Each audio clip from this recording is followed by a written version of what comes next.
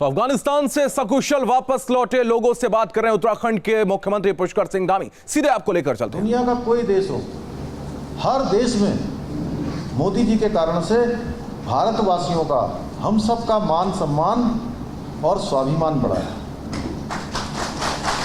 एक शक्तिशाली भारत दुनिया के सामने आया है। अगर शक्तिशाली भारत नहीं होता, आज मोदी जी के नेतृत्व में हमारी ताकत नहीं बढ़ी होती, तो आप लोगों को आना बहुत मुश्किल हो जाता, बहुत मुश्किल हो जाता। मैं भी प्रयास करता, गणेश जोशी जी भी प्रयास करते, और लोग भी प्रयास करते, लेकिन बहुत मुश्किल हो जाता।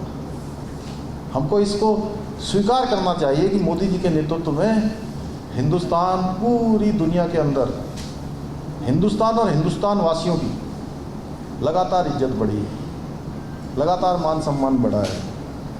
और दूसरा, हमारे डोभाल जी आज देश के राष्ट्रीय सुरक्षा सलाहकार हैं, NSA, और पूरी दुनिया के अंदर उनका अपना तंत्र चलता है।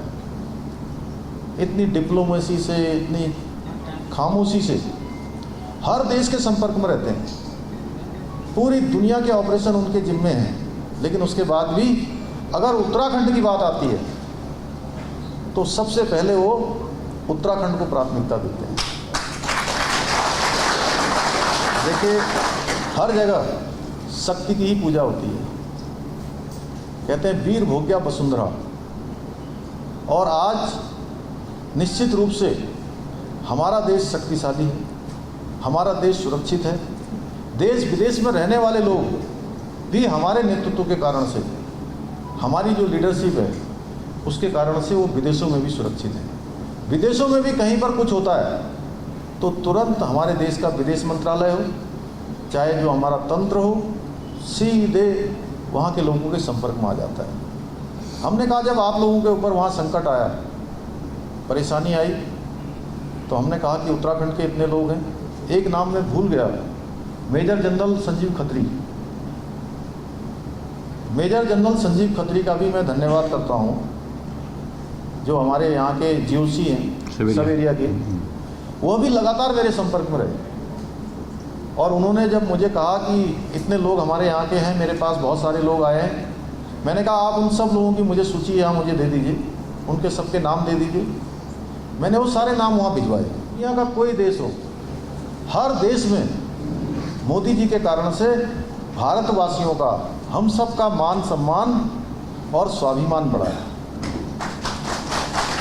एक शक्तिशाली भारत दुनिया के सामने आया है। अगर शक्तिशाली भारत नहीं होता, आज मोदी जी के नेतृत्व में हमारी ताकत नहीं बढ़ी होती, तो आप लोगों को आना बहुत मुश्किल हो जाता, बहुत मुश्किल हो जाता। मैं भी प्रयास करता, गणेश जोशी जी भी प्रयास करते, और लोग भी प्रयास करते, लेकिन बहुत मुश्किल हो जाता। हमको इसको स्वीकार करना चाहिए कि मोदी जी के नेतृत्व में हिंदुस्तान, पूरी दुनिया के अंदर हिंदुस्तान और हिंदुस्तान वासियों की लगातार इज्जत बढ़ी है, लगातार मान सम्मान बढ़ा है।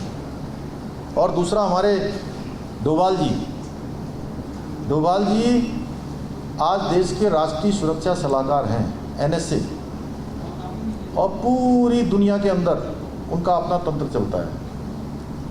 इतनी डिप्लोमेसी से, इतनी खामोशी से हर देश के संपर्क में रहते हैं।